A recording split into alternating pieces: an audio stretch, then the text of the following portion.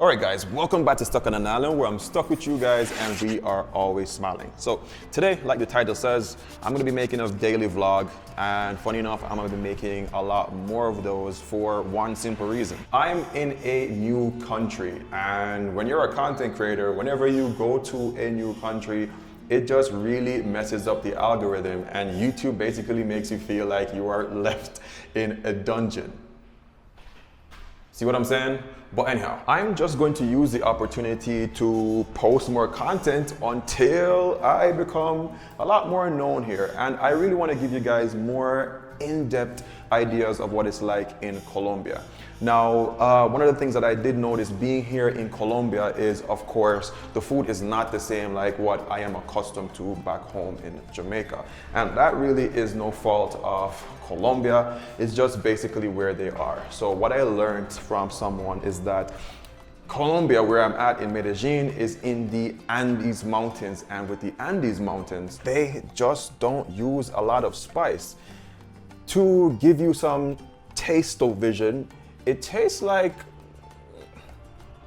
a primitive man will actually take a cut of meat and then throw it onto the grill and then cook it. That's the flavor that I get from most of the meats, but a little bit more elevated. In the Caribbean and in some parts of the US as well, there's a bunch of spice. There's like the garlic and the peppers and the black peppers and the thyme and you guys get the idea. So that's kind of what the flavors are like. However, I've been to a couple places where the food does taste good.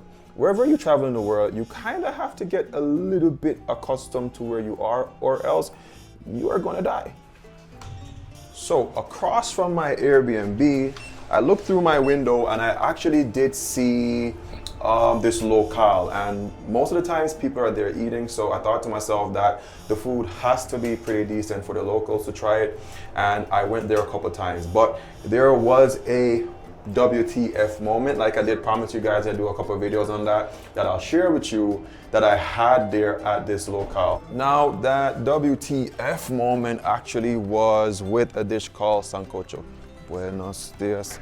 So with this dish, sancocho really reminds me of like a chicken foot soup. Again, the flavor is a little bit more muted, but it does taste good. But the WTF moment for me is when they actually serve it with what is it called? A sour orange. It is super sour. I remember looking across, I saw a guy throwing that into his food, and I thought that was super crazy. I tried it in a spoonful. It's not for me, man. Now, I am gonna talk about my Airbnb, so I will talk about the area that I'm in. I'm in Belen, and Belen is considered to be one of the more safer parts of Colombia. I'm beside the University of Medellin, so yeah, I've walked up and down, but this guy did tell me something, and it stuck with me. He said, it's best to try your best to be careful, because Medellin is not your own. All right, so I'm gonna show you guys a little walk over to the locale. Funny thing about Colombia, most of the things are very close to each other. You don't have to worry about taking half an hour to get to a mall or to a restaurant or a grocer or a meat shop. Like, everything is just super, super communal, yo. So this took me probably like a 2 to 3 minute walk to get over here. Yeah. Let's sit down and I'll talk to you guys just for a quick bit. Now, to me, most of the restaurants here tend to look the same. Even the menus, like the way the menus are set up, tend to seem the same. I guess it might not be much different in Jamaica, because most people sell rice and peas and fried chicken on most menus, so I guess it's the same thing. However, just like those restaurants back home or wherever you are, there are some that do it the best. So what I had the very first time was the menu of the day. The menu of the day is the cheapest one, and that's something I'm gonna touch about when it comes down to Colombia in terms of cost of food and cost of living. Bro, the menu of the day here costs 15,000 pesos, Colombian pesos. 15,000 Colombian pesos is probably somewhere around $8. Sorry, not even $8, my bad. What am I talking about? It's somewhere around like $4.50. I'll put it up on the screen. But that's the cost of it. And you're getting a soup, you're getting a meal, and you're getting a natural fruit drink. So I'm gonna order the same thing again. Hopefully they have plátano maduro, because you know we love fried plantains. And yeah, I'm gonna show you guys what that looks like, and I'll tell you exactly what it tastes like. Okay, vale Yo quiero el menú del día.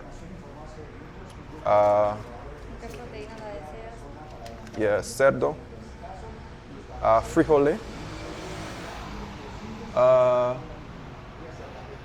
¿Tú, tú, tú tienes plátano maduro? ¿Sí? Gracias. Sí, plátano maduro. ¿Y jugos naturales? ¿Qué? Sí, tenemos natural, tenemos fresa, maracumango, mora, en leche y en agua. Fresa, por favor. ¿En agua o en leche? Fresa. Aqua. Con aqua.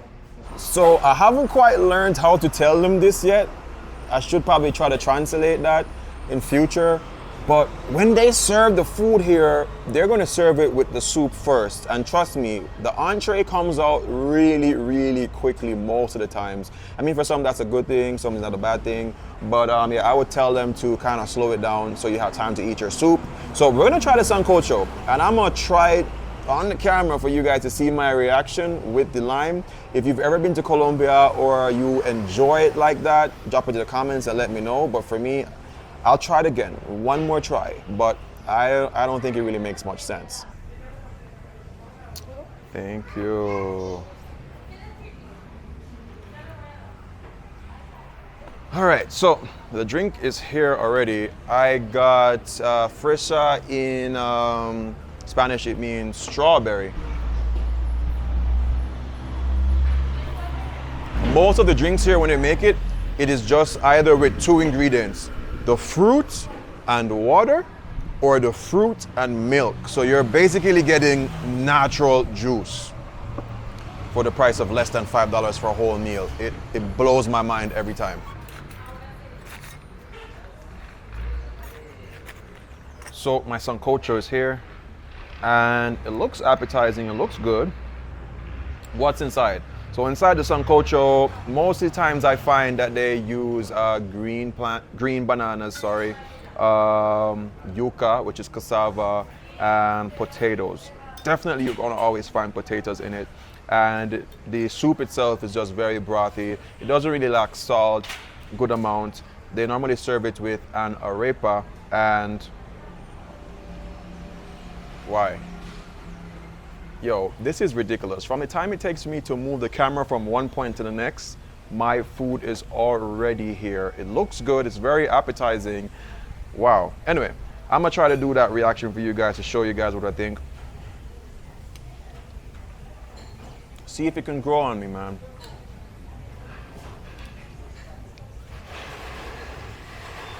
The soup itself is very good.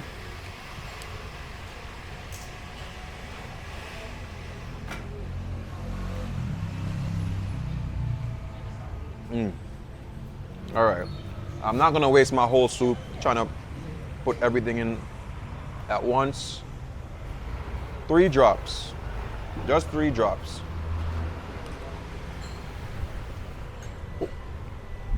All right, I'll never try it again. No, thank you. No, thank you.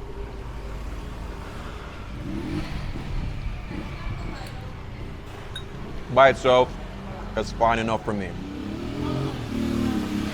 Now to arepas, they're kind of growing on me. Like I mentioned, they kind of remind me somewhat of a bami in some little ways, except it's corn.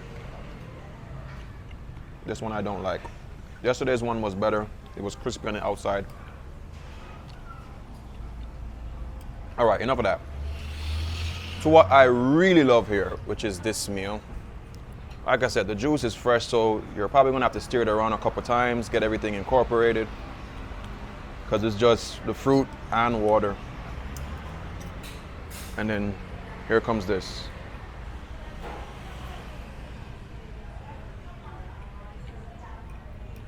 I like to mix the rice up with the stew peas. I say stew peas because it tastes like stew peas. Not a perfect one, but still reminds me of home.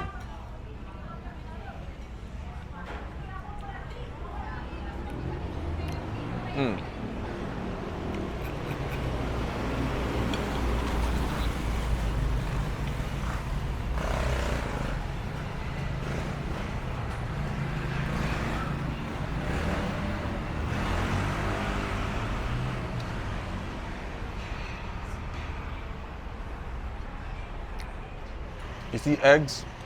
If you don't like eggs, do not come to Colombia because Colombians love eggs, bro. Like almost everything that I've had, they're gonna give you with an egg.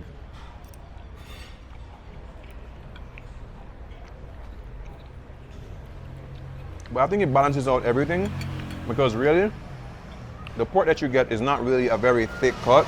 It's pretty thin. So you do get the proteins back along with the beans. Very good.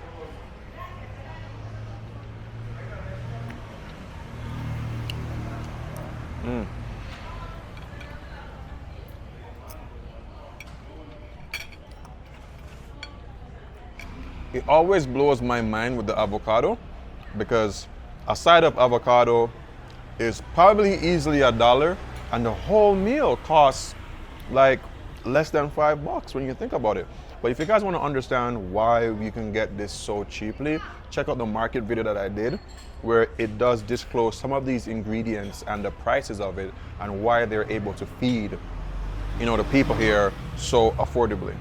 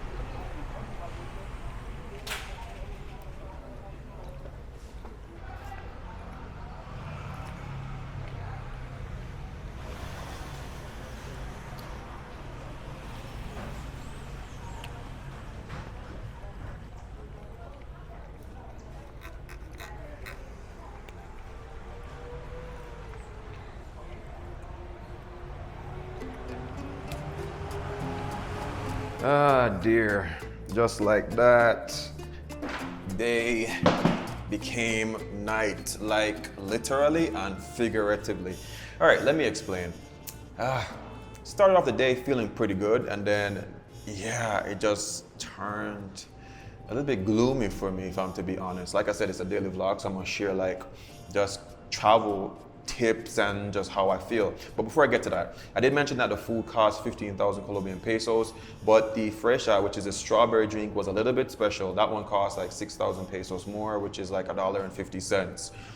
So in total, I spent 21,000 pesos, like $5 and some cents. But if you stick to the original menu, which is just the menu of the day, you will get like a maracuya drink, sometimes it's a mango drink, just as good. But I think the strawberry one honestly was a little bit better.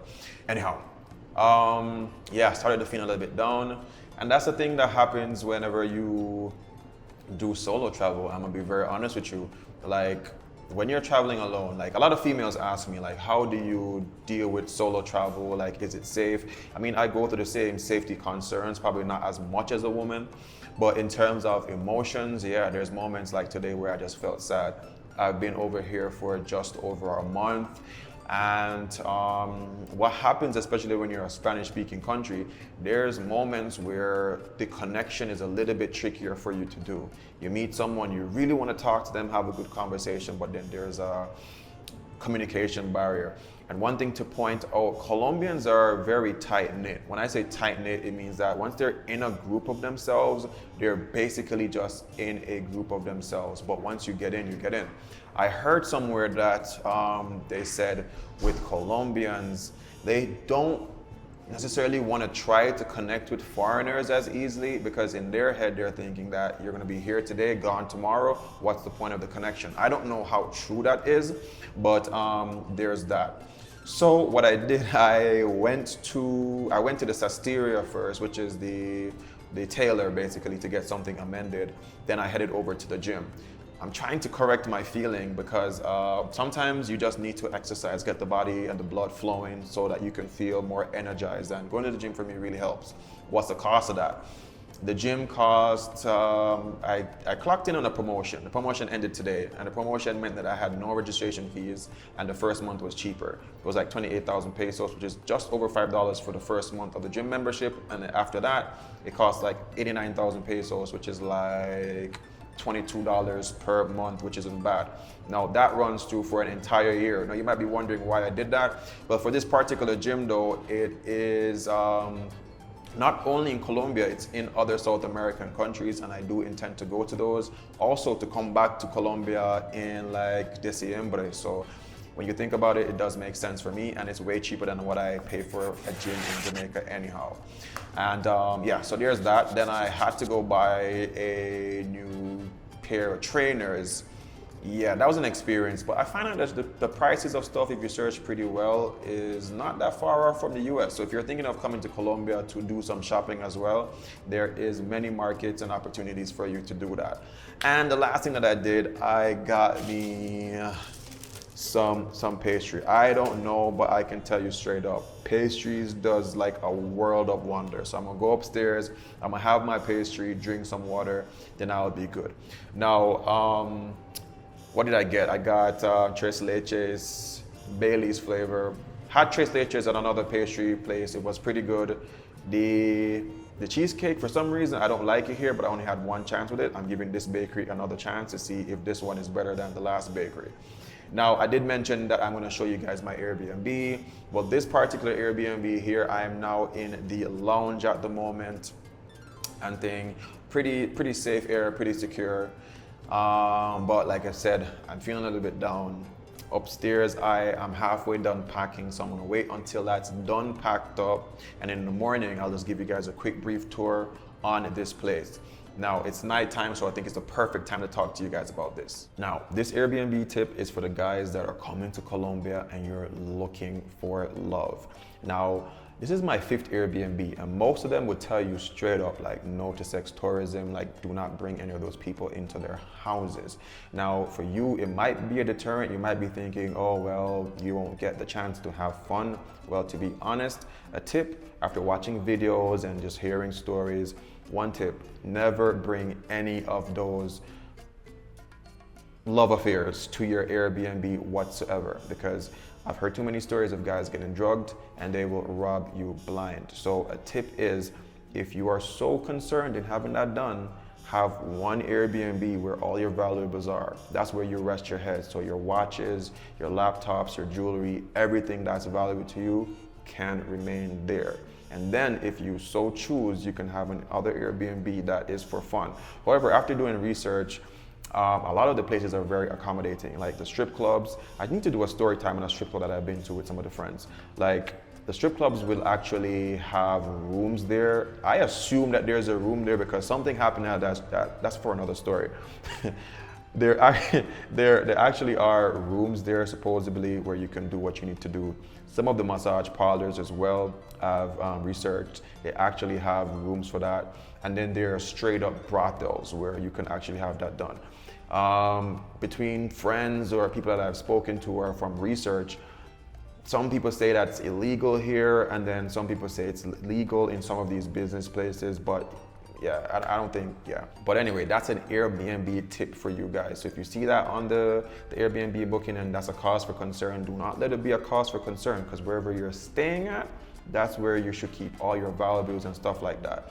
For me, to the point, like when I'm going out, like honestly, if I don't need to bring my bank cards or a certain amount of cash, I just do not bring it whatsoever, unless I know I'm gonna be spending money. Because as much as I'm saying that I love Colombia, we all hear the stories, but every country that you go to, there is a way to have fun even when there is possible bad times. Now, I'm going to go on up, have my cheesecake, talk to my girl for a little bit, and then in the morning, after I have myself packed and ready, then I'll just give you guys a nice tour where you guys can see the place in a little bit better condition, not with everything just in disarray. And you can see the Airbnb, you can see like the cost for things here. Let me tell you, things over here are super affordable. Yes, there are some people who try to take advantage of gringos, people who are foreigners, but if you're smart, you can get things for a pretty good deal. So yeah, I'll catch you guys in the morning where I'll show you what $16 can get you per night.